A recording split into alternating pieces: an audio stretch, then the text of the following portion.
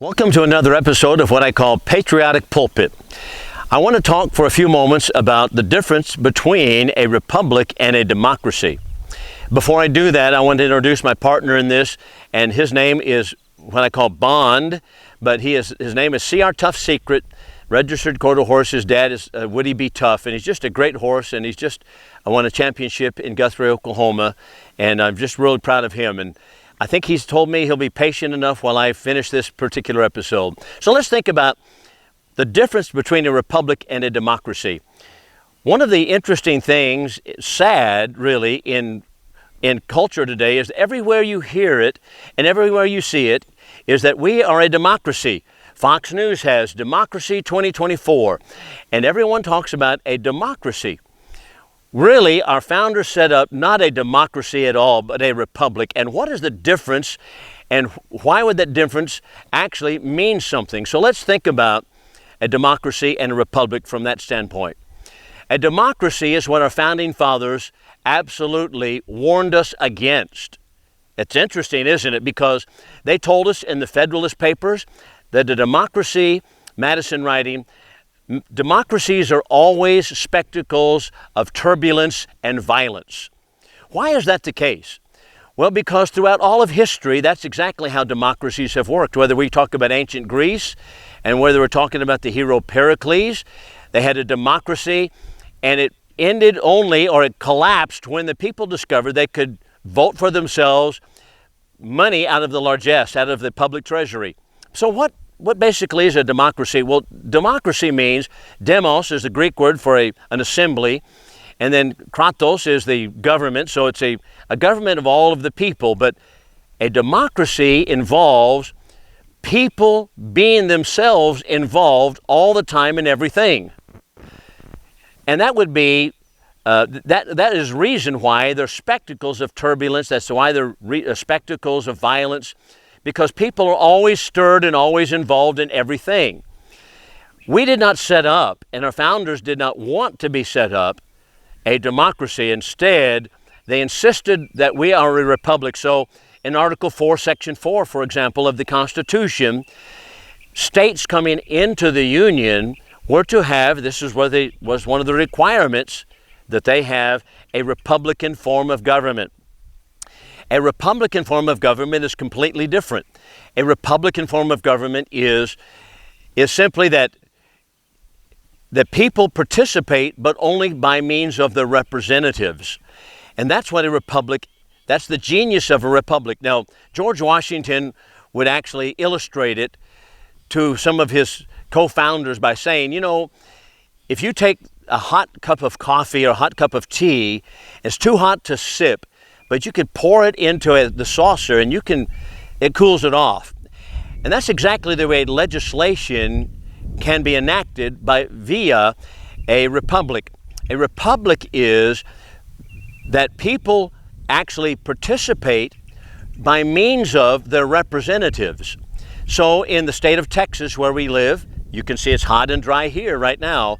It's only in the morning, but it's already almost 100 degrees. But in the state of Texas, our representatives elected every 2 years, and so they come up for election because we're to be watching the representatives that they actually perform the will of the people.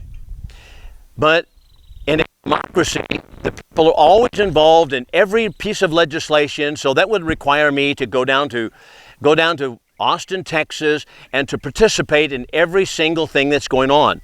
That's not at all what our founders wanted. They wanted it to be that I can live at peace because I don't have time to go to Austin, Texas. I don't have time to go to Washington, D.C. I don't have the means or the time to go there, and make sure that my representatives are always doing what we want to be done. Consequently, a republic is by means of or via the representatives, they legislate in behalf of the people. And the founders set up a system where we have horizontal separation of powers, that is, the different branches of government, vertical separation of powers. Most of the legislative activity should be done at the bottom. And as you move up the scale, it should be a pyramid, shaped like a pyramid, that less power goes to the top. That's what a democracy is all about. It involves checks and balances, and it involves people involved only by means of their elected representatives. That's the difference between a democracy and a republic. So what happened? What happened? The socialists, and they are called progressives because you know who's writing the history, the socialists such as the Theodore Roosevelts, and particularly Woodrow Wilson, they wanted a democracy because, as history has completely shown, 100%, that democracy is the final step toward a dictatorship. There is one man power at the top. If you want power at the top, you've got to create a democracy in which everybody can be stirred up in rebellion all the time. Look at what Hitler did in Germany. So Woodrow Wilson engineered or helped engineer several pieces of legislation that helped create a democracy and move us out of a republic. Amazing, isn't it, that he would do that, and that the people were so asleep at the wheel that they allowed him to do it. So what are those pieces of legislation? Number one, we have, for example, the amendment number 16, that is the income tax amendment. How did that circumvent, go around the concept of a republic? Because it enabled the federal government to reach over the states, because every state was to be a republic within itself, reach over the states, reach right into your pocket and take money out of it based upon how much money you make. T. Coleman Andrews was an IRS commissioner in 1954.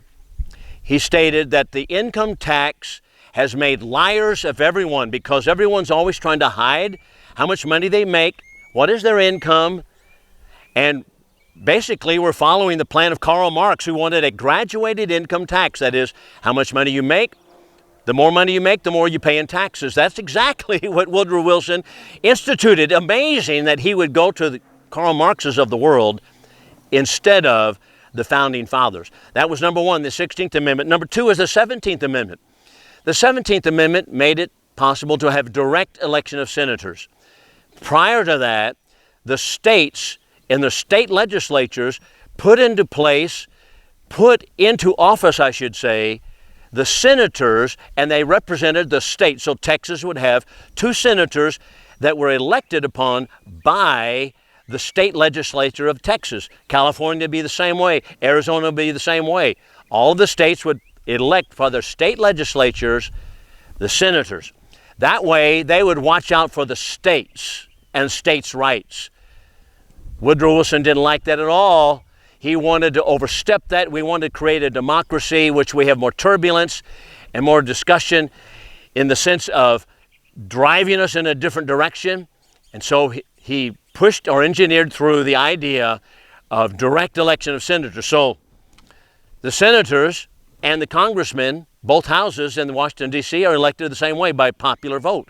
But that overstepped all of that. So that was something else that set up.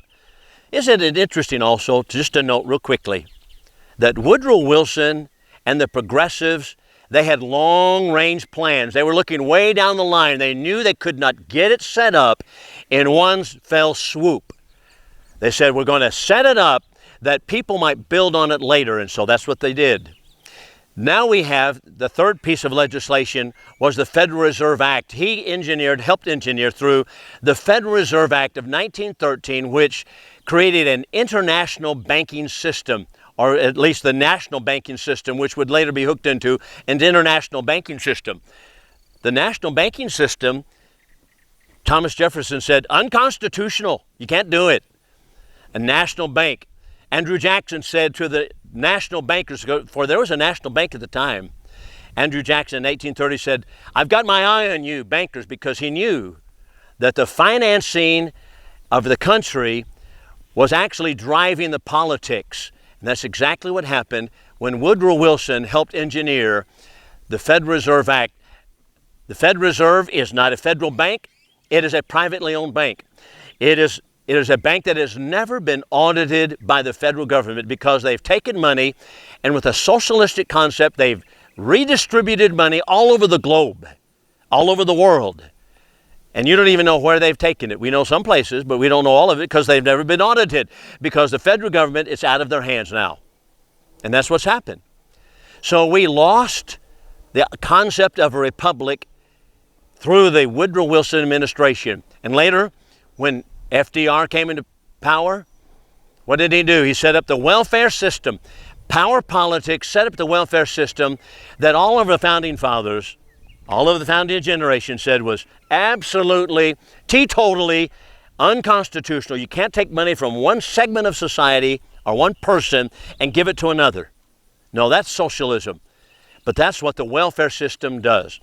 Consequently, we have changed from a democracy to a republic. And what we need to do is get back to a republican form of government. Thank you for listening.